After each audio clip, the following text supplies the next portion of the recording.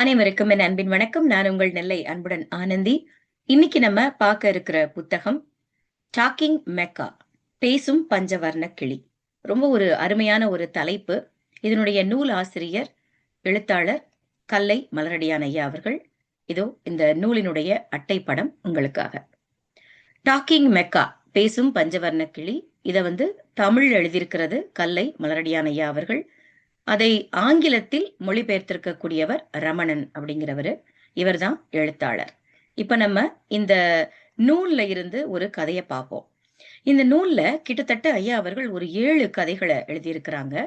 இந்த நூல் லாலிபாப் சிறுவர் உலக பதிப்பகத்தால வெளிவந்திருக்கு. கிட்டத்தட்ட இந்த நூலினுடைய பக்கங்கள் 100, விலை 130. இப்ப நம்ம இந்த நூல்ல இருந்து ஒரே ஒரு கதைய நான் உங்களுக்கு சொல்ல ஆசைப்படுறேன். ஏன்னா அத்தனை கதைகளுமே மிகச் சிறப்பாக அமைந்திருக்கிறது. கதைகளினுடைய தலைப்புகள் அப்படின்னு நம்ம பார்த்தோம்னா, இந்த 7 கதைகளையும் தலைப்பு மட்டும் நான் உங்களுக்கு சொல்லிட்டு ஒரே ஒரு கதைக்குள்ள நம்ம போகலாம். கதையினுடைய தலைப்புக்கு போறோம் நம்ம இப்போ. எனக்கு இதுல ரொம்ப ரொம்ப ஆச்சரியம் என்னன்னா, அதற்கான ஓவியங்கள் ரொம்ப அழகா ஒவ்வொரு கதைக்கும் பொருத்தமாக அழகான ஓவியங்களும் இந்த நூல்ல குடுத்திருக்கிறாங்க. இப்போ கதைகளுடைய தலைப்பு, இந்த நூலினுடைய தலைப்பையே கொண்ட முதல் கதை பேசும் பஞ்சவர்ண கிளி. அடுத்ததா பாத்தீங்கன்னா முள்ளம்பன்றி, பூனை பறித்த மாங்காய், அன்பு மலர்ந்தது, மாஞ்சோலை கிராமத்தில், கரடிக்குட்டி எடுத்த படம். அடுத்ததா பார்த்தா முயலும் நரியும். இப்படி 7 கதைகளை ஐயா அவர்கள் எழுதியிருக்கிறாங்க. அதுல இருந்து இன்னைக்கு நான் எடுத்துட்டு இருக்க கதை முதல் கதை பேசும் பஞ்சவர்ண கிளி. கதைக்குள்ள போலாமா? அம்மா அம்மா, என் பஞ்சவர்ண கிளி நல்லா பேசுதுமா அப்படின்னு செந்தமிழ் ராஜா மகிழ்ச்சியோட ஓடி சொல்றாரு. உனக்கு வேற வேலையே இல்லடா, பாவம் அது, அதை பிடிச்சு கொண்டு போய் தோப்புல விட்டுட்டு வா. அன்னைக்கே சொன்னேன், நீ தான் கேட்கல அப்படின்னு அம்மா சொல்றாங்க. முடியாது, போமா. அதனால உங்களுக்கு என்னம்மா கஷ்டம்? வாடிய முகத்தோட கேக்குறாரு செந்தமிழ் ராஜா. என்ன கஷ்டமா? வீடு முழுக்க பாரு, அது செய்யற அசிங்கத்தை பாரு. அந்த கிளிய நாளைக்கு கொண்டு போய் விடாட்டி பாரு அப்படின்னு கோபமா பேசிட்டு, டேய் கிளம்புடா, நம்ம மாமா வீட்டுக்கு போலாம் அப்படின்னு அம்மா கூப்பிடுறாங்க.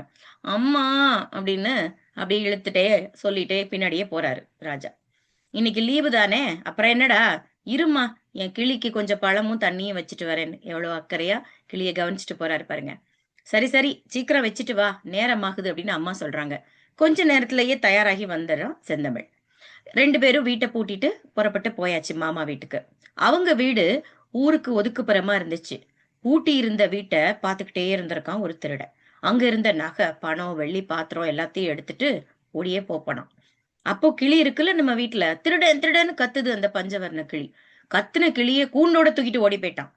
வெளியில போயிருந்த இவங்க 2 பேரும் வீட்டு பக்கத்துல வரும்போது வீடு திறந்து கிடக்குது. அச்சுச்சோ அப்படின்னு பதறிக்கிட்டே ஓடி வராங்க உள்ள. உள்ள பார்த்தா அங்க துணிமணி எல்லாம் தாறுமாறா கலைஞ்சு கிடக்குது.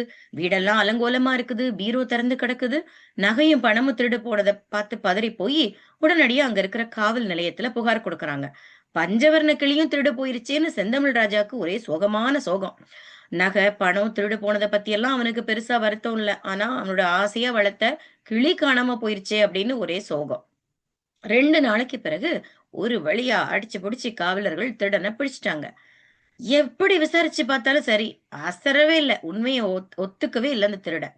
காவலர்கள் எல்லாருமே வீட்டை சோதனை போட போன போது, அவன் திருடிட்டு போன அந்த கிளி அந்த திருடனை பார்த்த உடனேயே திருடன் திருடன் சத்தம் போட்டிருக்குது. காவலர்கள்லாம் பக்கத்துல போய் அந்த கிளி கிட்ட பேச்சு கொடுத்தா, செந்தமிழ் ராஜா வீட்டு முகவரிய கரெக்டா சொல்லிருச்சுங்க கிளி. உடனே அவங்க வீட்டுக்கு தகவலை சொல்லி அவங்கள வர வைக்கிறாங்க. அந்த திருடன் வீட்டுல நுழைஞ்ச உடனே, அந்த எப்படி அது திருடன் திருடன் கத்துச்சோ அதே மாதிரி செந்தமிழ் ராஜாவை பார்த்த உடனே ராஜா ராஜா அப்படின்னு அன்பா கூப்பிட்டுச்சான்.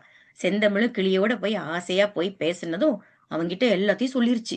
வீட்டுக்குள்ள அந்த திருடன் வந்தது, பீரோல இருந்து எல்லாத்தையும் திருடினது எல்லாத்தையும் சொன்னதும் திருடனை பிடிச்சி சிறையில போட்டாங்க. எல்லா பொருட்களும், பறிபோன பொருட்கள்லாம் கிடைச்சிருச்சு. கிளியையும் ஆசையா தூக்கிட்டு வீட்டுக்கு வராங்க. வீட்டுக்கு வந்த உடனே, அம்மா இந்த கிளிய கொண்டு போய் தோப்புல விட்டுறட்டுமா அப்படின்னு பொய்யா கேக்குறான். ராஜா, இது பறவை இல்லடா கண்ணா, இன்னையில இருந்து அது நம்ம உறவு அப்படின்னு அவங்க அம்மா கூண்டுல இருந்து அந்த பறவையை எடுத்து முத்தமிடுறாங்க. செந்தமிழ் ராஜாக்கு ஒரே மகிழ்ச்சி. இந்த கதை பாருங்களேன், அதாவது எல்லா உயிரினங்களிடத்தையும் நாம் அன்பா இருக்கணும்னு சொல்லுவாங்க. இந்த வீட்டில் வளர்க்கக்கூடிய ஒரு ஒரு ஜீவன், அது நமக்கு ஒரு ஆபத்தான காலத்துல எப்படி உதவி செஞ்சிருக்கு பார்த்தீங்களா?